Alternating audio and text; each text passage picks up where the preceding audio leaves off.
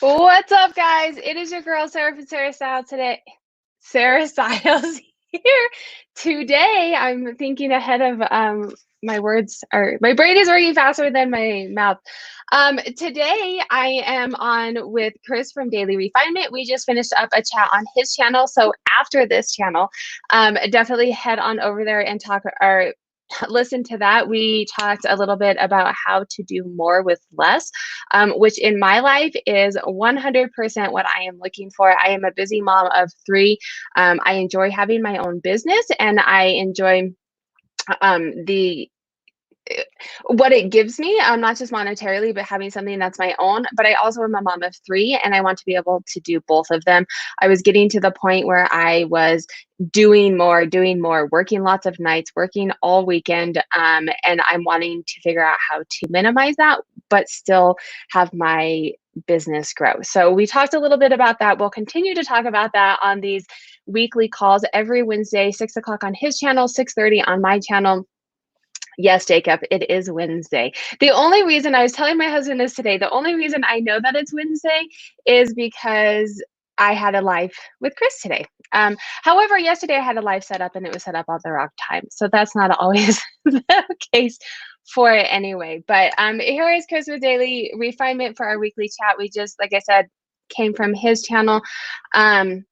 So for people that did not follow from your channel, I want to check in with you and see how your week was. What were you up to this week? We're checking in with the chat. With you, Oh, Chris. with me. Well, the chat too. How was your week? How was everybody's week?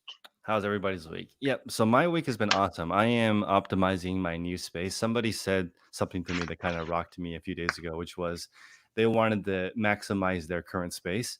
I am not maximizing my current space. I could easily quadruple the amount of listings that I do without adding any more space. It's very inefficient. So I looked through the different space. I drew it all out last night. And in fact, this is kind of important. Hopefully this helps other people. I was struggling with how to optimize it. I heard that you need to optimize your space. Then that was Monday. Couldn't sleep because it was kind of bugging me. Last night, I wrote down what I thought would help me optimize my space. Slept like a baby. Yeah. So just got to get it out of your brain. Your brain is designed to come up with ideas, not hold ideas. I heard that somewhere and it just stuck.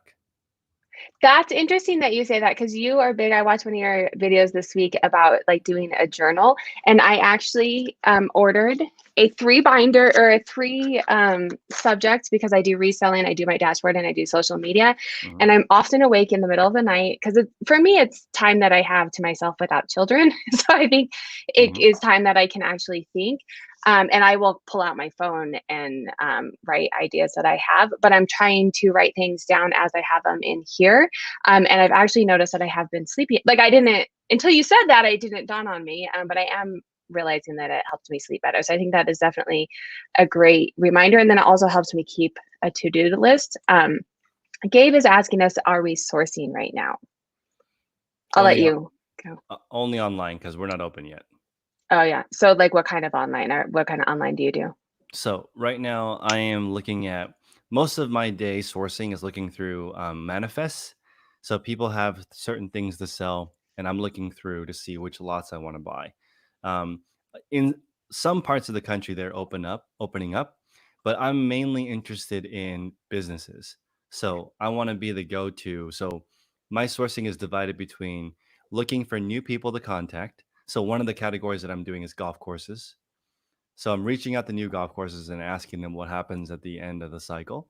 Also, golf is one of the few things that is open. So people, it's kind of built in social distancing. So Right. that's one thing. The other one is looking through businesses who've said, okay, I want you to sell my stuff. And I'm determining if it's worth it or not.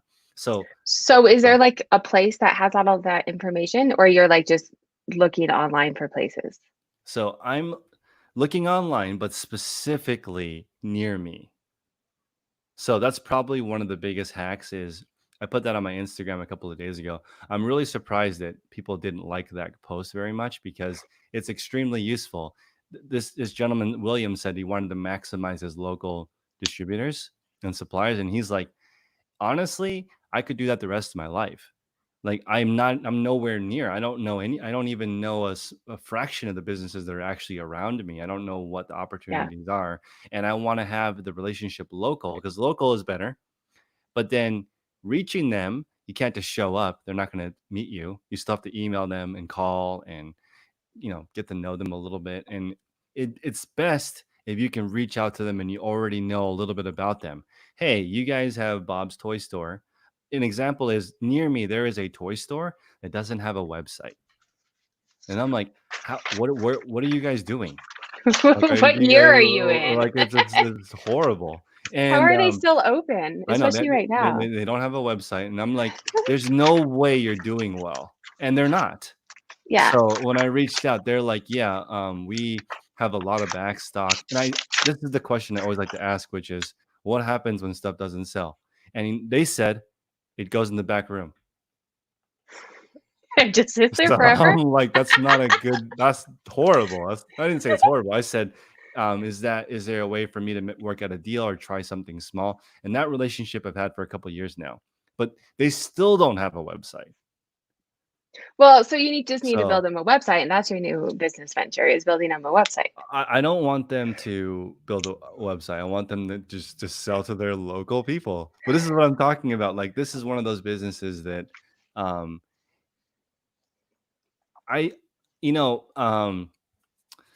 I saw on their door it said we're closed for the pandemic. Call us and we'll tell you what we have. And I'm like who is going to do that? Yeah, right. I'm just Nobody. that was amazing to me that Yeah, you're exists. going to get on Amazon quickly. So our sourcing has opened up. I have not. I went once when it first opened, and it was awful. They hadn't put out any new inventory since they had closed, so it was all stuff that I had already seen, and they're kind of keeping up with that. They're keeping things in the back for weeks at a time. They're only putting the inventory out once a week. So I'm trying to look other places. I did buy a very large reseller mystery box that I Mm. unboxed today. I'm doing the unboxing on my YouTube tomorrow, so I won't How tell was you it? guys how it was. Oh, Well, I don't okay, want to okay, tell you. okay. You have to watch the video. Fair enough. I have mixed feelings about it. I'll say it was interesting. Watch the video. We can talk maybe next week about it. But I'm trying to find different ways, and I am enjoying. I like thrifting, but you've kind of put it in my mind like having inventory come to me. And it's been nice because I used to go Saturday mornings was my thrifting, and now Saturday mornings I'm doing other things and being productive in other ways and not feeling as stressed. So I am liking that. I'm trying to find other ways to do that. So I'm writing all of these ideas that you have in my list. I was thinking I am a licensed hairstylist, and so I can reach out to buy products from because you have to be certain products you have to have a license, but I don't know how it is reselling those items if there's regulations on that or not. So I have to look into that. But that was one idea I had randomly the other day, and I was like, oh, I can get products that other people cannot get. Can I resell that? So I don't know how this works either, but um, I looked into um, I can't remember if it was like nail products or some kind of wholesale place. And I remember I was looking around in the store and I'm like, I don't know any of this stuff, but I'm curious what it works. So I was walking around and a lady was buying stuff, and the guy at the register said, "Is this for your salon or for yourself?" So this made me think, what why would you ask that? Is it a different yeah, price? Well, you know what I mean? Like that's interesting to me. Was if you went in as like, hey, I'm doing some shopping, or I'm not sourcing, what is it called? I'm the purchaser for this salon. I yeah. think that's a different conversation. Well, so most places you can't even purchase if you don't have a license. Like you cannot Mm, check out unless so like places like Ulta or Sally Beauty Supply, you get a discount if you have a license. But most places that hair salons, nail salons and stuff purchase from, mhm. you cannot buy unless you show that you have a license. Makes Um, sense. and you get it at, I mean, you get it, it's not cost because they're getting that cost and then upselling it to you, but you get it. Most salons buy it at like 50% or upsell it at 50%. But I know that there's regulations about whether you can sell that or not online. because of, people doing what I would be doing. So, but that was something that I was like, oh, I have like a little something that other people might not have. I can look into that. I thought there was a question. Oh, here we go, Chris. How much capital do you think we need to do what Chris is talking about, calling businesses and people to work out those sourcing deals? I would say that that's a good question. The Mm-hmm. first price that you're going to get it's funny that you mentioned that, is half off. So like the items Mm-hmm. are $100 and they're going to be you can have all the clearance for 50. And that's sort of the best deal for them because they didn't lose any money. They paid 50 to sell it for 100, right? So Yeah. if depends on what size the business you're calling. If you're calling a mom and pop salon, I think maybe $2,000 at the most, like for their out of season stuff. But I think that for a mom and pop place, probably 15,000 would be the highest possible amount I can think of for like their inventory expiring and they want to get new stuff. And so I would say you could probably start as low as 1,000, but I think it would be insulting to be like, I'll just take some of your clearance. They'd be like, Yeah. why am I talking to you? Well, and I think actually my husband's saying that in the chat, but I think you have to be in a position if you're going to say, hey, I want to do this for you, and they say okay, and then you're like, oh wait, I don't have that money. Right. So probably starting, somewhere smaller and figuring out something, but definitely a couple grand to be able to make it work. If you're like, oh, I'll buy something for $200, they're going to be like, okay, you're not worth my time, right? Like, I'm gonna give you an example of how you can do it without capital. When I first started, okay, I didn't know a lot of brands, so I went to All Saints, which is it was selling decent on eBay. So I went to the outlet, and I'm like, I do not know how to buy this stuff. It's really out of my league of understanding, and I don't know what's popping. In fact, I posted some items on Poshmark and eBay, and people would message me like, "Are you high? I can get this at the outlet for that price." And I'm like, exactly, right? So, I was, like, looking but I didn't understand the game yet. So, yeah. listed all those items without buying anything. I just took a picture at the outlet and posted it to see what kind of interest there was gonna Chris, be because I didn't know, right? So and what would happen was when it sold, I would drive to the outlet and buy it, right? And it was fine. I did that with, the one that was the most successful for me in the outlet was Yankee Candle. Those sold like crazy, although it was like I was making 50 cents a candle and I yeah, had a 12% breakage rate. So it wasn't like I you was were, definitely losing money because yeah, 1 out of 10 would break and they're already super low profit. My point is you can just get a feel of it before you say, let me buy all the clearance. Because yeah, you should actually like that product.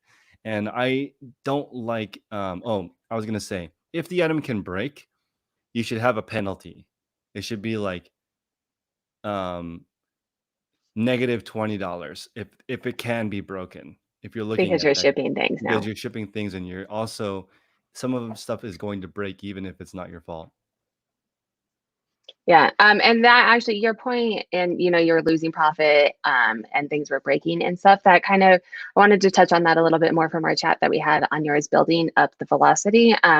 So I am starting to build steam on eBay. Mhm. However, it, I look at my numbers and it makes me want to cry because my Mhm. average sale price is like in the toilet and I'm doing free shipping, so I'm taking money out of a lower average sale price. But I'm okay because I'm hoping that like eventually that'll increase. But I want to talk a little bit about how that works. Like at what point can I start to, I mean, I've been doing it for about 3 weeks now, free shipping on everything, lots of really priced items. When is a good time to kind of start messing? Like when is that stable enough to be like, okay, let me take a little bit down and see if that shifts things? So you have a unique situation where you're good at listing. So my advice is going to be a little bit different for you, which is just whatever you're comfortable with. Right now, you have 49 listings a week going up, but you don't have 49 sales yet. Mm-mm. So I would say we're not even done leaving it at the velocity being no profit. If you can, I would be more patient and wait till it's similar so that 49 are Okay. selling and 49 are going up. And even if you're breaking even, you now have the habit of you've got the systems in place to list all these items. Now, this is also interesting because it depends on how easy you can replace these items. If sourcing is tight, don't do that because you want to squeeze out as much as possible. If you can Yeah. get inventory, and then I would say launch them. Get as long as you're not losing money, get the store rolling, because then the 49 items that you're putting into your store, eBay will assume it's the same kind of stuff, and it will give you similar traffic to hopefully convert at a higher profit. And so the new stuff is going in at higher, and just because what I'm doing now is getting rid of like old stuff. I'm like, I've had this forever. Like, it's still sad to not make a profit on it, but I'm like, get rid of it. Well, that makes sense to build up a little bit more velocity. And so you talk about this 49 in, 49 out thing. I want you to speak a little bit more to that, because what makes me a little, I don't want to say uncomfortable, but you can't, if you're selling as much as you're putting in, then you can't grow. That's right. But you can't So, you can't grow, but you can look at your capacity. So for example, if you're listing 49 a week and selling 49 a week, you can decide, is this where I want to be, or do I want, depends on how many sales you want, because you're in a gotcha. situation where it's not just you have a family, you each, like 40, if you double the size of your store, I don't think it would double your happiness. There's like a Oh, different no. there's like a different kind of stress Right. level that comes with that, right? So you have to Yeah. look at what it can do is you can spend, you could say, oh, you know what, Chris, instead of 49 listings a week, I'm actually going to go the other direction. I'm only going to list 20 items a week, but really good stuff, and I'm just going to wait and get all of it. 49 Yeah. is still some decent volume, so I would say like um But I'm not listing decent stuff right now. I'm going to be honest. The stuff that I'm listing is not as good as what I used to, because I just am not able to, like, I haven't been thrifting. I'm kind of yeah. just buying what I can. So I think right now it does have to be at a higher, and I have the same experience, but go ahead. I mean, I'm a numbers person. So the 49 in, 49 out, and that's kind of what you shoot for. You have that, this is how much money I want to make. What number do I need to be listing a week to get there? And if you're listing consistently for, like, let's say you're listing 49 a week for 3 months and you're not seeing 49, like, at what point when you're not seeing what you're putting in coming out, are you like, something's wrong with something else, right? Like, either how eBay is working for me, or my inventory sucks, or like, at what point are you like, okay, this, something else is going on? So you have to pick a sell-through rate that you're comfortable with. So for me, it's 15%. So let's see. Miss Taylor is saying in the chat that she's frustrated on starting with a new platform. I do not have that experience usually, because the new platform, actually, I do have that experience. Let me back up. But it's not, it's sort of like I deserve to have a rough time because I'm a new kid on the block. Why would that Hmm. new platform immediately love you? That's not how real love works. Why would it work on this platform? It takes a while to build up the trust, the relationship. You got to go on a few dates. You have to know what's going on. You have to know the other i'm person. I'm going to disagree with you. I think that's how eBay works, because I've made this analogy in the past. I think eBay is a long-term committed relationship. Poshmark is like a one-night stand. You give Poshmark love for a day, you will see results. I mean, you have to have listings and stuff, but like, I can not do anything on Poshmark for a week, and then I go in there and give it a little love and I get sales. eBay for sure. And I don't know any of the other ones, but I think Poshmark, Hmm. you can do a one-night stand type of situation. eBay is a long-term committed relationship, and it's a needy one. It needs some love. This is a good analogy, because I do think that's true in a sense that maybe Poshmark is a one night stand platform, but you still need to know what those things are. Yes, true. So you still need to know what to say if you're trying to get lucky. It's not going to be, Yeah, yeah, it's not easy. There's certain things you do and it produces. yeah. No, that's true. You do have to learn it for sure. That's a valid point. And I will say it gets really frustrating to learn it, but I'm with you. It's, you have to, I mean, you're the new kid on the block. You can't just go in and imagine, right, that you're going to do it. Are you looking at, so you sent me a question of when do I use self similar? Do you want to chat on that? Oh, yeah, sure. I know. I've come up with questions and then we talk about other things, which is fine. Yeah, so I did have a question about the sell similar. So I am doing 49 listings a week. I used to do a lot of sell similar because I didn't have enough items to list, but I've been considering things that have been stale and doing them as sell similar to kind of refresh them if they're not selling. But I didn't know how that works really on eBay. Okay, so this is going to be really interesting. So, the reason why I use self similar for the most part versus creating a brand new listing is because the eBay algorithm sells more of what was selling, even if what was selling was listed wrong. Okay, so this is kind of a funky thing. The thing that just sold, if you copy that exact listing, eBay will think it's that exact same item and give it the same kind of traffic. If you start over, they don't Mm, know how that listing is supposed to be. So that's why the people who are the most successful on eBay sell similar on their own items. yes, right. So that's And how so they slowly get it. taking it from a successful like something that's been selling well too would be helpful. But so well, I have a question for that too. So my virtual assistant is saying that she can't do sell similar on listings in like employee mode. Do you know? Do you have someone work in your employee or they do it all off? I did not know that. Because she's Maybe, having, and so I'm wondering if that could be part of my sales too if we're not doing sell similar. does she have access to the orders page? I don't know. She doesn't do orders. I can ask her. I've given her all of the access that she's allowed as an employee, the Uh, highest level. that's where I do it from, is the orders. So hopefully she can do it from there. Oh, yeah. So I think she was trying something else because she prefers to do sell similar because then it's already half filled out, right? Mhm. But when she started doing it, she's having to create them from scratch. So I'll tell her that. That was a side. And I'm doing it from my orders because that's sold for me. So I'm sort of teaching Yeah, eBay like these are the same kind of things coming in. that's smart. God, Chris, you're on it. That's why I have you here. Smart. Someone did have a question, I think. Oh, someone I've heard Poshmark customers are very needy and are very high maintenance, which has kept me from listing on there. What do What? you think? What? I don't think so. You don't think so? I would agree. I don't think they are either. I think they're actually less maintenance because you can't return. You can't like there's far less. They get it. They have to return it. They have 3 days. They don't have 30 days to return things. I don't get a lot of questions on there. I feel like eBay is more maintenance than Poshmark. Yeah, That's just it me. it is. I agree with the grumpy thrifters and that both are needy, but again, it's just both platforms have the thing with eBay is there's not a way to game the algorithm. That's the main difference, in my opinion. Poshmark, you can, excuse me, you can share an item and it'll move to the top of rank. With eBay, Hmm. it's much more complicated than that. And Miss Taylor had said she's not sure what turns eBay on.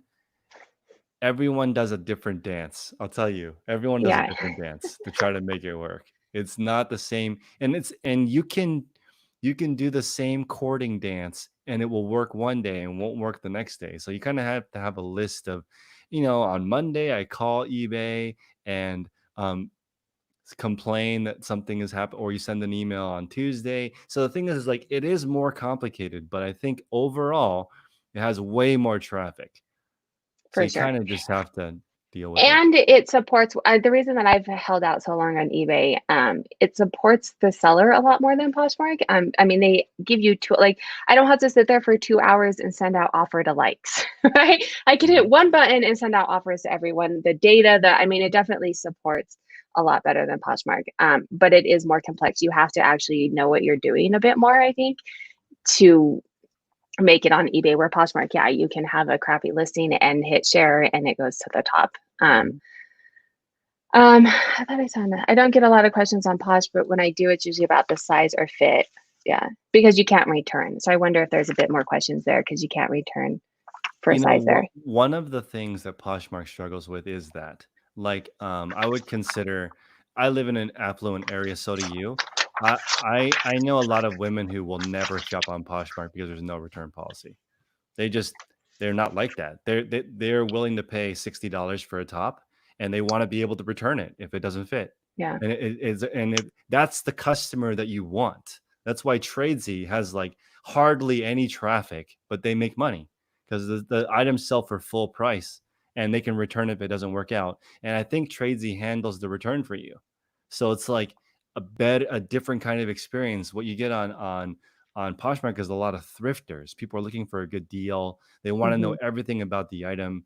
And sometimes I'll say, I mean, I don't say this, but I think this person um, is like almost looking for reasons not to buy it because they yeah, can't justify it. And I feel Um, like after you get so many questions, like I don't want to sell to you.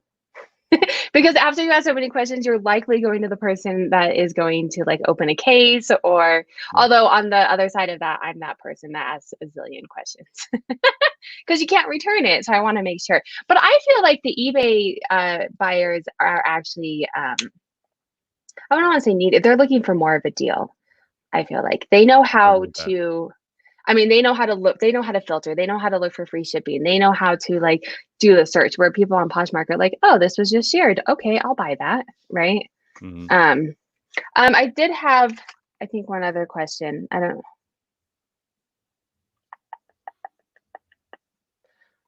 think we touched on it. Yeah. Oh, I did. So I was looking at my data for impressions, and my all of my other stats are up, but my impressions are down. And I'm pretty Mm. sure it's because I can show you the graph, but like the beginning, because it's a rolling 28 days. So now we're looking at like the end of April, which I wasn't really as consistent. So I think that's swaying it a little bit. But just in general, can you talk a little bit about impressions and what you would do if your impressions are down or you're not getting good impressions? What is an impression on eBay, and what does that tell you about your store?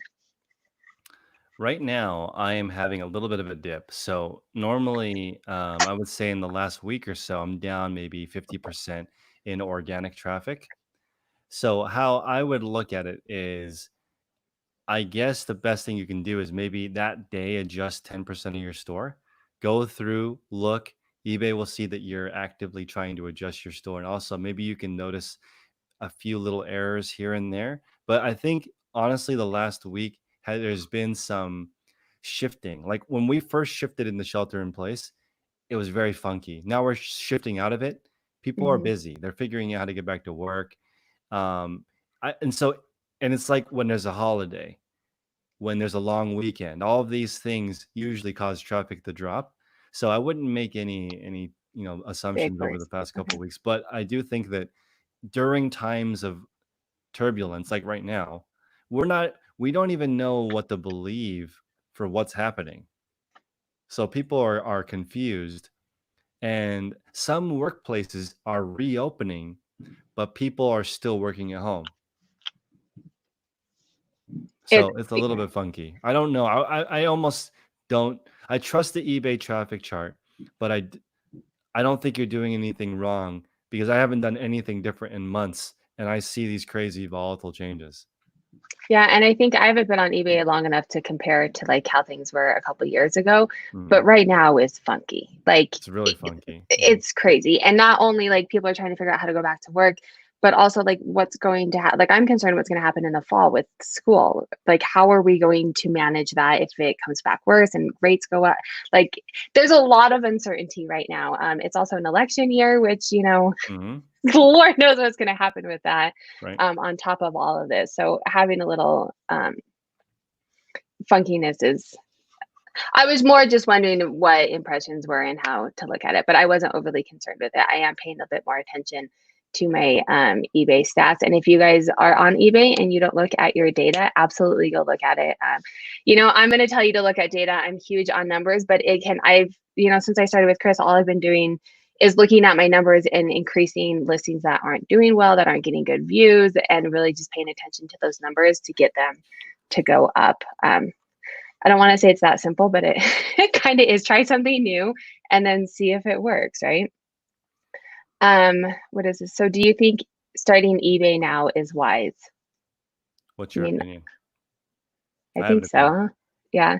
I mean, it depends on where you're at. If you have, I really ramped up eBay because I wasn't able to be sourcing a lot. And I was like, well, I already have all this inventory. It's already on Poshmark.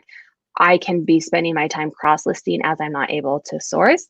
And it's helped my income as well. I don't think I would say yes. So this is my opinion on it. I think that I'm assuming you're coming from Poshmark. Um, it's worth it if you like your Poshmark sales. I think too quick Yes. people don't like their Poshmark sales and then add to eBay. And now what you can expect is to not learn eBay properly and your Poshmark sales will go down because you're not caring for it. So make sure your Poshmark sales are where you want them to be first, then switch to eBay then you'll be super happy. But don't switch while it's not working. You compound the problem. Then you'll be flailing on two platforms, and that's harder to fix. Yes, and to that point too, make sure that you have processes in place, because now that you're on multiple platforms, it gets much more complex. And eBay does not take it lightly if you do not have the item. If you sold it on Poshmark and you didn't take it off eBay, so if you're kind of, not, to Chris's point, if you don't have it down, your processes, your listing, your Poshmark, I would definitely learn that. But if you have all of that done and you're wanting to increase your sales and you can't be outsourcing as much, I think it's would be easy to move on over. We are wrapping up for the half hour. If anybody has any other questions, I don't know if there's anything else. We've covered all my topics. I just like chatting. So people are asking about returns. I am very, very happy with free shipping, free returns. I currently have 14 returns out of 1,300 sales last month. It's like the lowest it's ever been, and I have free returns. Okay, so if you don't have free returns or you have no returns, then it's definitely something that I want to mention, which is I want everyone to think about this. eBay is built on left-hand navigation. So maybe for those of you maybe have not heard that before, what that means is people shop using the left-hand navigation on the site and they narrow down their choices. They may search for a free people dress. Then they're going to search for, okay, somebody who can ship within 1 day, free shipping, free returns, size 6, blue, striped, buy. Tons of people do that. Just like people on Poshmark shop from the feed, that's how people shop on eBay. So I don't like to eliminate the things that would eliminate me. I want to stay in the search ranking each time somebody selects one of those things. That's why I think that free shipping, free returns helps your sell-through rate go a lot higher. So yes, you're going to have returns. Some of them are going to be fraudulent. But another thing that I'm going to throw out this nugget, if you decide to do free returns, you can choose to give up to a 50% refund. Okay. You do not have to refund all their money. So most Oh, people but you still come up in the ranking. right. So you could get an item back that somebody rented and give them a 50% return. And eBay will protect you because they're like, okay, we get it. It's expensive to offer free returns. So in case somebody screws you, we'll try and help you. Like it's not perfect. You're going to get screwed sometimes, but I consider that the same as online shoplifting. You're running a store. Right. You're going to run a store and be like, no one's ever going to overpour the drink. No, it's not going to happen. And I know you do a lot of shoes. Do you do other, because when you do clothing, I think that's what a lot of people, and probably a lot of my audience is clothing. That's where the scare comes in. Like people are going to buy things, they don't fit, and then they send them back and then you're out. Do you do a lot of, I know you do a lot of shoes. Do you do clothes too? Are you noticing higher return rates on clothing? So what I do is I have free shipping, free returns. So in the event that a return is opened, I will always ask, hey, it's going to cost me $6 to pay for the return, which I'm totally happy with. I can also give you a $6 refund if you're not happy with it. And then you can just give it to a friend or you can use it to wipe your counter, whatever. And that might be worth your time not to have to go to the post office. That sometimes the person will say, oh, don't worry about it. Or they may offer, if they normal humans, if they think it's a person, they may say, don't worry about it, I'll pay for the return.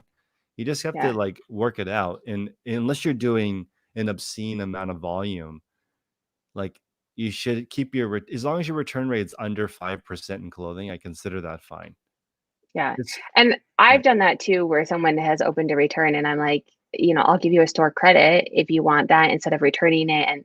And then I'm actually getting an additional sale on top of it because they're doing a return, and that seems to work as well.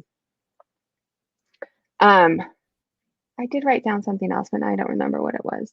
So you keep free returns and free shipping on everything, but you're at the point where you can bank that into your pricing. Yeah. Because right now I'm just losing. Do you do best offer too? Not under $25. But I think what I like is either you price a little bit high with best offer or you price it the lowest without best offer. That's kind of how I recommend you run your store. So it also depends on the size of your store. If everyone needs the, okay, this is a really good question, and I want you to write this down in your journal, which is, how many customers do you want to serve? This is like a good question. Do you want thousands of orders? Mm. Because if you want thousands of orders, how I would approach it is I would sell like toothpaste, because it's not hard to ship toothpaste. It's pretty straightforward. I wouldn't sell 1,000 lamps. That would be horrible. Like trying to figure out how to ship that. So, but when you decide how many customers do you want to serve, it solves everything, because you're like, oh, okay, if you only want to serve 50 customers per day, I'm sorry, per week, you can offer a much more enjoyable experience to your customer. You can like this, you can know what's in your store. So I think people sometimes don't know what they want, and it makes it hard to really pick. Yeah, I think that's a very valid point, and I tend to be the less customer person. But I was doing that for so long on eBay and not getting sales. So I think I had to flip it a little bit right now to get momentum going, and then I'd like to move back to a few sales a day, but high price sales, like still making the same amount, but higher price sales. I don't want to spend an hour or two shipping. So Sounds awful. I'm gonna give people a couple of examples, which is interesting. Before I was on eBay, I sold for Lexus here in California, and one sale per day. If you get one sale per day, you earn roughly 144,000 a year. Okay, so this is just one sale a day, and to get one sale a day, you'd have to contact 155 people. Okay, it's kind of a lot. Okay, so Yeah, of the yeah, 155 people, 145 of them would tell you to get lost, it probably pretty aggressively. So now you have 10 people left. Of those 10 people, 3 people will show up to try the car. One person will just not like the car. 2 people will be left. And of those 2 people, one person will buy the exact same thing from you from somebody else. So that's the math. So when you have that, you're like, okay, I need to contact 155 people. That equals 144. For me, I'm like, if I'm going to be in this ball busting business, I might as well make good money. If you're going to resell, you can look at it the same way. How many sales do you want? Is how many listings? Is it worth it? If you're selling helicopter parts, it's probably like 4 grand a piece. You don't need very many helicopter parts, but it's different, right?